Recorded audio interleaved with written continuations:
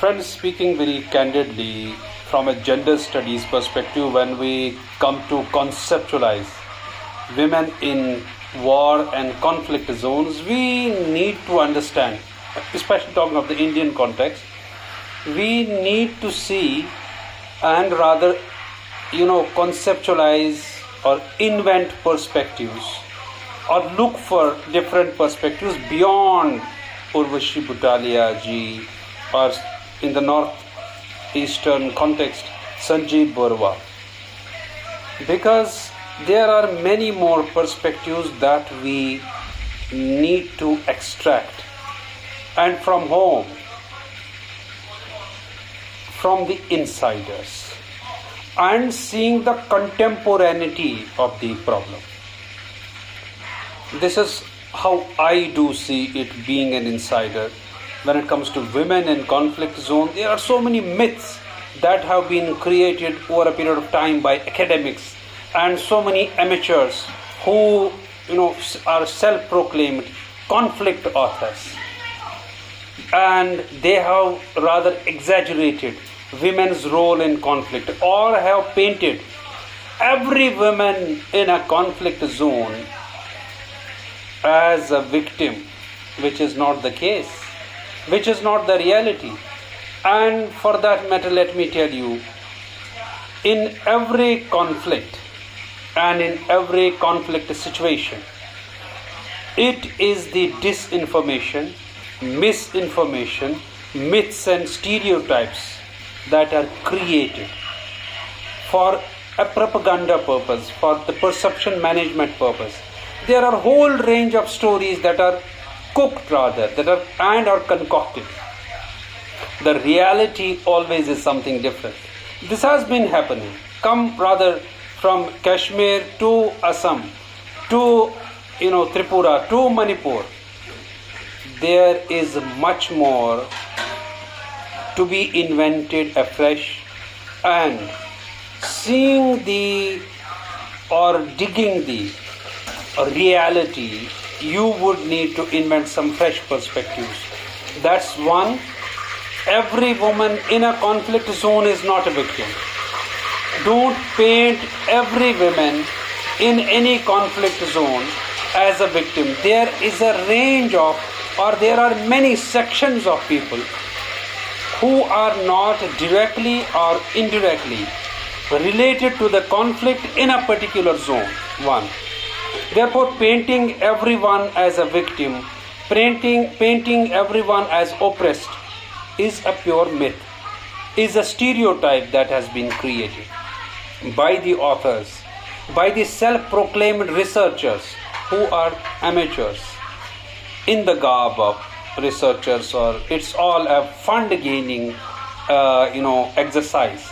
Because in every conflict zone, the reality, being an insider, what we have seen is that the wise minds keep quiet and they just quit the scene, and it is the amateurs who, just to grab funds from many agencies, start research, start writing. Therefore, you will see in any conflict zone, whosoever and every Tom, Dick and Harry becomes a journalist, and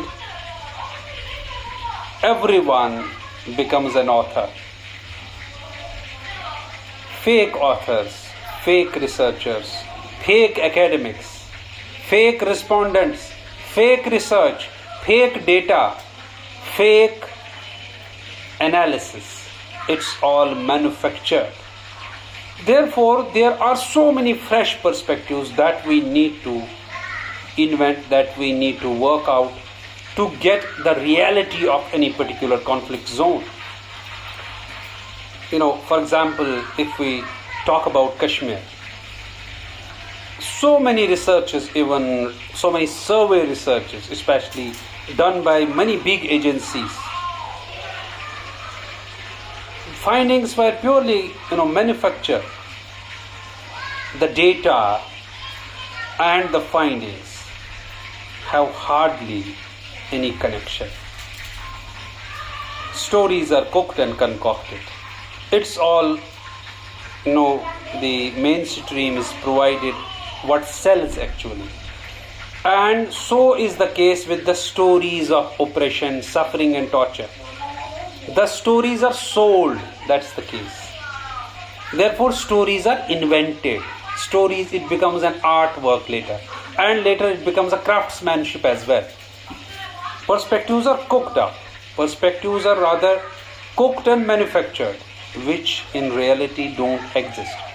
Therefore, in any conflict zone, every woman is not oppressed, every woman is not suppressed, every woman is not linked to the conflict. There is a section of, women who have nothing to do with a conflict in a particular conflict zone. One. Another, is there any role in peace building? This is also an academic perspective that is highly exaggerated, friends.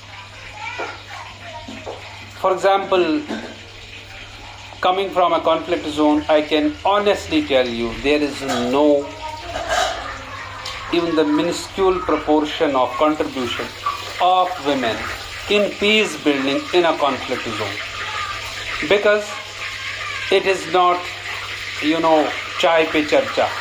It is not something to attend a conference means solving a conflict, or to participate somewhere, or to speak for 5 minutes somewhere on the conflict itself doesn't make you an interlocutor, doesn't make you someone who has an impact on conflict resolution. And there are stages of conflict in any particular zone. The conflict resolution is the last one. People hardly reach up to that stage. It is not reality. Therefore, women's role in peace building is an overestimation, overrated reality. It's not the case. For example, if some Kashmiri women went across and talked to some women from Pakistan or from Pakistan occupied Kashmir, it doesn't mean they had gone there to resolve the conflict. It's not the reality. It is just